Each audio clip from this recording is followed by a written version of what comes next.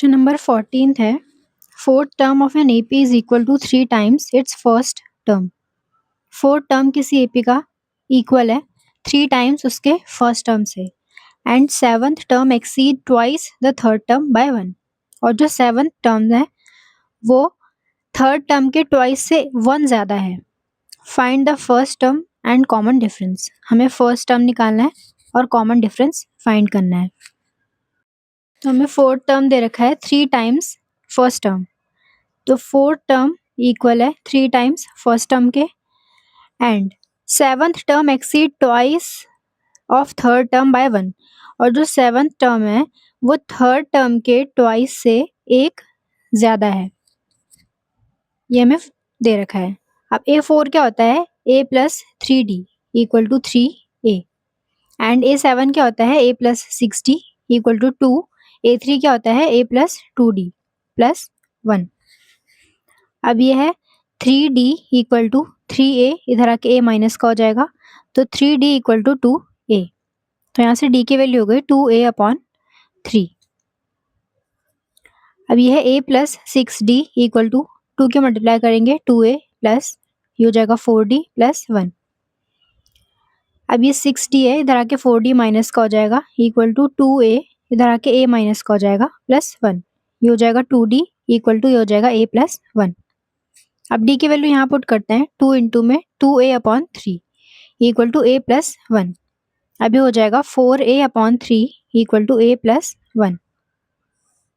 अभी हो जाएगा 4A अपॉन 3, इधर आके A माइनस का हो जाएगा इक्वल टू 1। अभी हो जाएगा 4A minus 3A upon 3 equal to 1।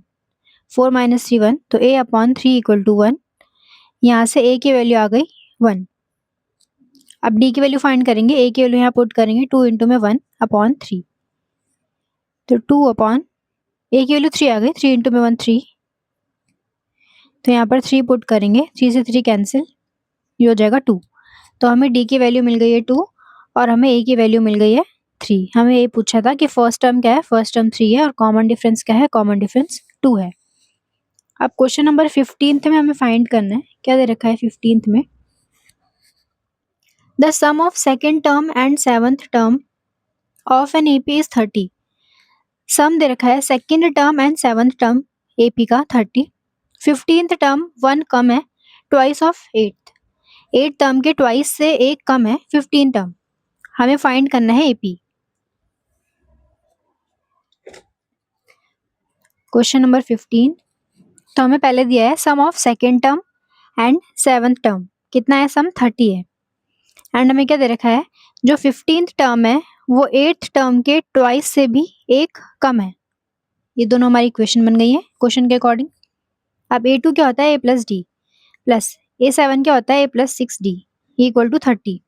A plus A 2A हो गया, plus 6 plus 1 7D equal to 30। अब हमें ये इक्वेशन मिल गई है, इक्वेशन 1।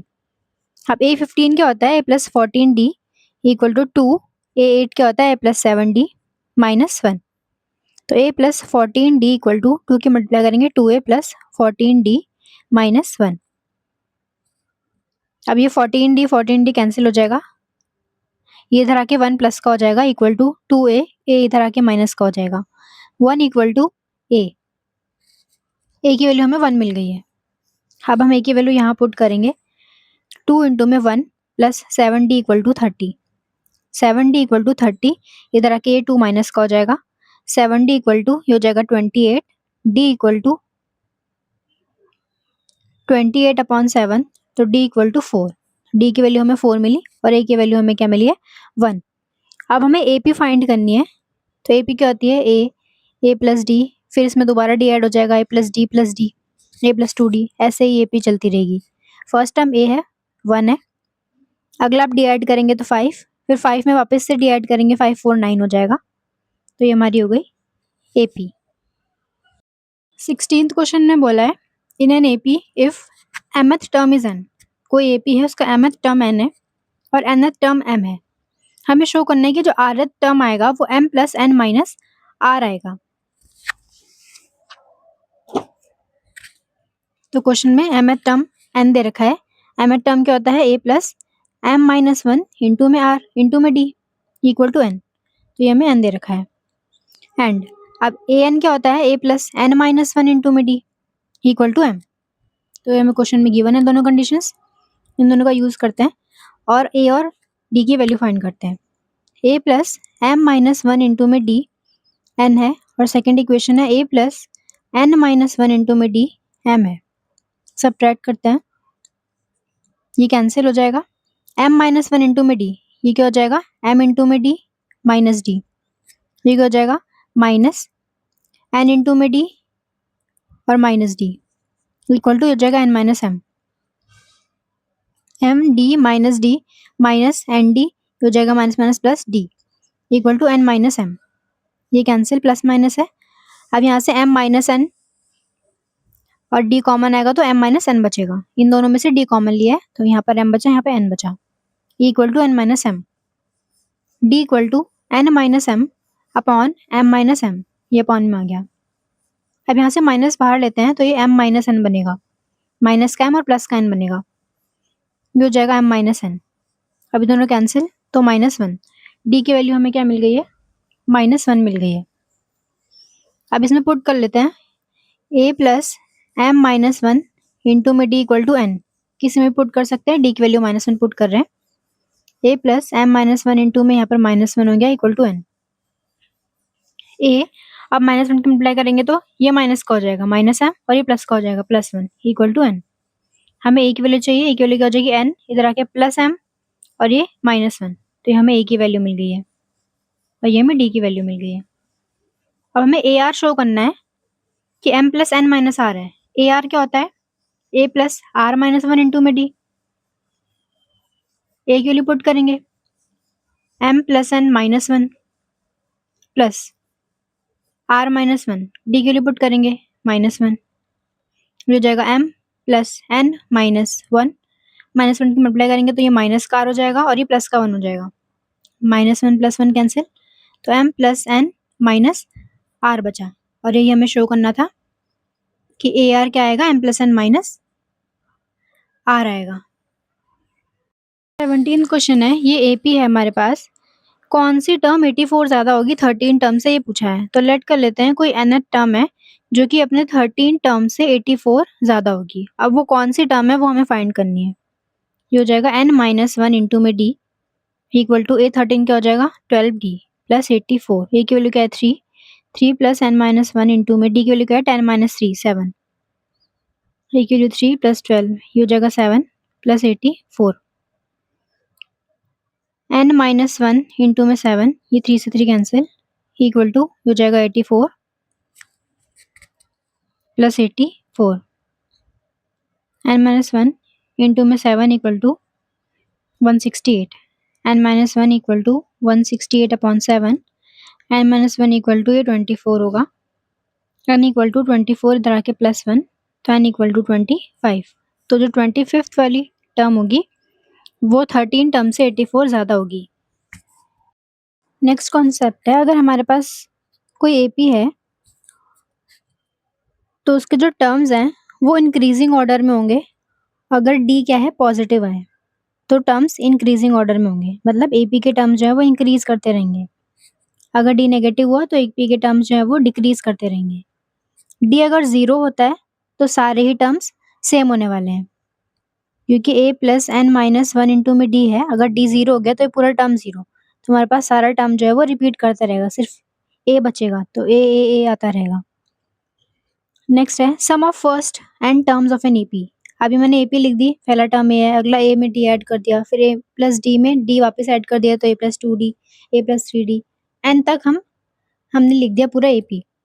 अब अगर हमें इन सब का सम करना हो तो उसका क्या फॉर्मूला होता है, s equal to n upon 2a plus n minus 1 into में d, ये सम का फॉर्मूला होता है। अगर हमें पहले 3 का सम करना है तो हम n की वैल्यू 3 रखेंगे, पहले 2 का सम करना है तो n की वैल्यू 2 रखेंगे, पहले 4 का सम करना है इन चारों का तो n की वैल्यू 4 रखेंगे।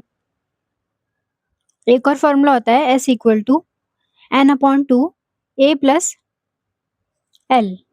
a बेसिकली हमारा फर्स्ट टर्म है और l हमारा लास्ट टर्म है, तो ये भी फॉर्मूला हो सकता है और ये भी हो सकता है। जब हमारे पास लास्ट टर्म और फर्स्ट टर्म गिवन होगा तो हम ये फॉर्मूला यूज़ कर लेंगे, अदरवाइज़ हम ये वाला फॉर्मूला यूज़ कर लेंगे। अब एग्जाम्पल नंबर 14th है।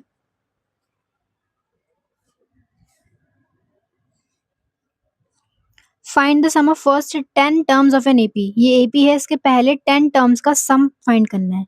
आगे टर्म्स आती रहेंगी, जितनी भी 10 टर्म्स तक सम होंगी, 10 टर्म्स तक जो वैल्यूज होंगी उन सबको बस ऐड करना है।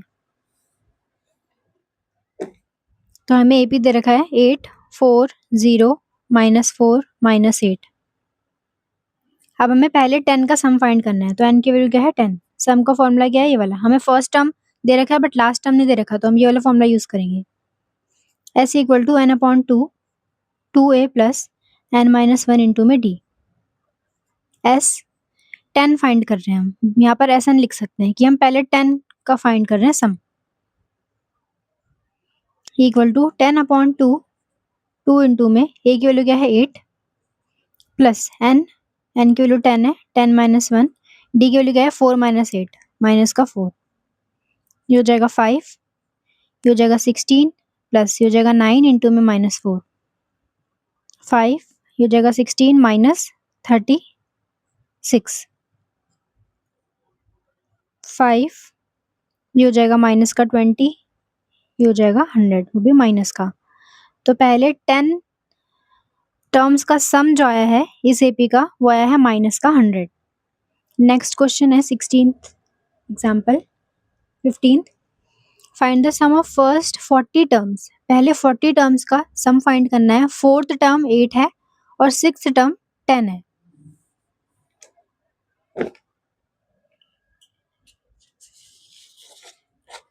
तो नेक्स्ट एग्जाम्पल में हमें क्या दे रखा है, फोर्थ टर्म 8 दे रखा है और हमें सिक्स्थ टर्म 14 दे रखा है। हमें क्या फाइंड करना है, सम फाइंड करना है पहले 40 टर्म्स का। तो फॉर्मूला क्या होता है, s equal to n upon 2a plus n minus 1 into में d। इन दोनों का यूज करके a और d की वैल्यू फाइंड करेंगे। a4 क्या होता है a plus 3d equal to 8। a6 क्या होता है a plus 5d equal to 14। और इसको सब्ट्रैक्ट करते हैं। फोर्थ टर्म की वैल्यू 8 है और सिक्स टर्म की वैल्यू 14 है। पहले 40 टर्म्स का सम फाइंड करना है। s equal to n upon 2a plus n minus 1 into में d, ये फॉर्मूला होता है। पहले 40 टर्म्स के लिए 40 रखेंगे n की वैल्यू। अब हमें a4 दे रखा है तो a प्लस 3d 8 दे रखा है, 6 है तो a प्लस 5d 14 दे रखा है। अब a और d की वैल्यू फाइंड करते हैं। माइनस माइनस माइनस, माइनस का 2d इक्वल टू माइनस का 6, तो d की वैल्यू यहाँ से क्या मिली 3 मिली। अब इसमें पुट करते हैं a plus 3d equal to 8, a plus 3 into में 3 इक्वल टू 8, d की वैल्यू मैंने 3 पुट की है तो a plus 9 equal to 8, a equal to 8 minus 9, तो a की वैल्यू हमें मिल गई माइनस का 1।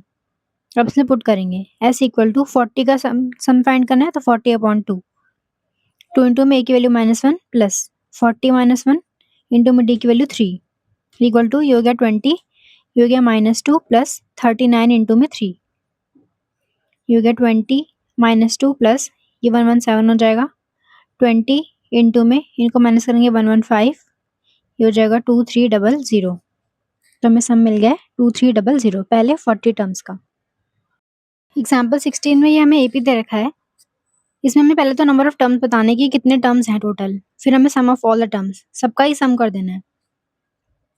तो ये कोई एपी है, तो अगर हम ये पता कर ले ये आखिरी टर्म है, आखिरी टर्म किस नंबर पे आ रही है, तो हमें पता लग जाएगा इसमें कितने टर्म्स हैं। तो फॉर्मूला है an equal to a plus n minus 1 into में d। अब इसके लिए n फाइंड करेंगे। 195 इक्वल टू a क्या है 10 प्लस n माइनस 1, d क्या है 15 माइनस 10 5। 195 इधर के -10 equal to n minus 1 into में 5, ये हो जाएगा 185, ये अपॉन में आ जाएगा 5 equal to n minus 1, divide करेंगे 37 हो जाएगा इक्वल टू n माइनस 1, 37 इधर आके +1 इक्वल टू n, तो 38 आ गई n की वैल्यू। अब सेकंड पार्ट में हमें सम ऑफ ऑल द टर्म्स पूछा है। तो फॉर्मूला क्या होता है, अगर हमें फर्स्ट टर्म भी दे रखा है लास्ट टर्म भी दे रखा है तो हम डायरेक्टली फॉर्मूला लगा लेंगे n upon 2 a plus l या फिर an, आखिरी टर्म, पहले टर्म को और आखिरी टर्म को ऐड कर देना है। n क्या है हमारे पास 38, 38 अपॉन 2, पहली टर्म क्या है हमारे पास 10, आखिरी टर्म क्या है हमारे पास 195, हो जाएगा 17, सॉरी 19 हो जाएगा 19, ये हो जाएगा 205। 19 इंटू में 205 हो जाएगा 3895। अब क्वेश्चन नंबर 17 है, 18 है सॉरी, हाँ 17। Find the sum of first 16 term of a sequence. पहले 16 टर्म सीक्वेंस का हमें सम निकालना है। nth टर्म दे रखा है हमें, nth टर्म दे रखा है 5n-3। सम निकालना है हमें पहले 16 टर्म्स का। तो पहले एपी फाइंड करते हैं, 1 2 3 सारी वैल्यूज रख रखे हैं। तो a1 5 इंटू में 1 माइनस 3, तो 5 माइनस 3 2। अब सेकेंड टर्म फाइंड करते हैं, 5 इंटू में 2 माइनस 3, 10 माइनस 3 7। अब थर्ड टर्म फाइंड करते हैं, 5 इंटू में 3 माइनस 3, 15 माइनस 3 12। तो हमें एपी मिल चुकी है 2 7 12। अगली टर्म 17 आ जाएगी। अब हमें सम फाइंड करना है पहले 16 टर्म्स का, यानी first term, second term, third term, fourth term, आगे 16 तक जो भी आएगी उन सबको ऐड करना है बस। तो s इक्वल टू फॉर्मूला क्या होता है, n/2 2a plus n-1 into में d। क्योंकि हमें आखिरी टर्म नहीं दी रखी है तो हम ये वाला फॉर्मूला यूज करेंगे। अब s इक्वल टू 16 तक के लिए निकालना है, तो 16/2 2 इंटू में a की वैल्यू क्या है 2 प्लस n 16 है, 16 माइनस 1, d की वैल्यू क्या है 7 माइनस 2 5। ये हो जाएगा 8, ये हो जाएगा 4 प्लस 17 इंटू में 5 8, ये हो जाएगा 4 प्लस सॉरी 15 होगा, माइनस हो रहा है, 15 इंटू में 5, ये हो जाएगा 75। 8 इंटू में ये हो जाएगा 79, तो 632 आ जाएगा पहले 16 टर्म का सम। एग्जाम्पल 18 में बोला है how many terms of N AP. ये हमें एपी दे रखा है, इसमें कितने टर्म्स होंगे सो दैट कि सम जो है 300 बन जाए। सम 300 बनाने के लिए कितने टर्म्स का यूज होगा। अगर मान लो कोई एपी थी 2 5 7, तो सम 7 बनाने के लिए कितने टर्म्स की जरूरत पड़ती। ये पहली टर्म है, दूसरी टर्म है, बस 2 टर्म्स की जरूरत पड़ती है सम बनाने के लिए। तो ऐसे ही इस एपी में 300 सम बनाने के लिए कितने टर्म्स की जरूरत पड़ेगी। तो s इक्वल टू फॉर्मूला क्या होता है n/2 2a plus n-1 into में d। सम हमें 300 दे रखा है, इक्वल टू इसके लिए हमें n पता करना है कि कितने टर्म चाहिए। 2 इंटू में a की वैल्यू 20 है प्लस n-1, ए फर्स्ट टर्म है, d की वैल्यू फाइंड कर लेते हैं इन दोनों को सब्ट्रैक्ट करके। 19 1/3 माइनस 20, तो हो जाएगा 58/3 माइनस 20, 58 माइनस 60 हो जाएगा अपॉन 3, ये हो जाएगा -2/3, तो -2/3 मिल गई हमें वैल्यू। ये हो जाएगा 600 मल्टीप्लाई करा है n, ये हो जाएगा 40, ये हो जाएगा माइनस का हो जाएगा 2/3 और माइनस माइनस प्लस हो जाएगा, ये n के साथ हो जाएगा माइनस 2/3 मल्टीप्लाई किया है n, तो 2/3 n माइनस तो माइनस हो गया, ये माइनस माइनस प्लस हो गया। 600 इक्वल टू n 40 माइनस, पूरा एलसीएम ले लेते हैं 3, तो ये हो जाएगा 120। 3 एलसीएम लिया है इनमें से, तो 120 यहाँ पर हो जाएगा, और ये तो 3 ऑलरेडी है, माइनस का 2 n और प्लस का 2।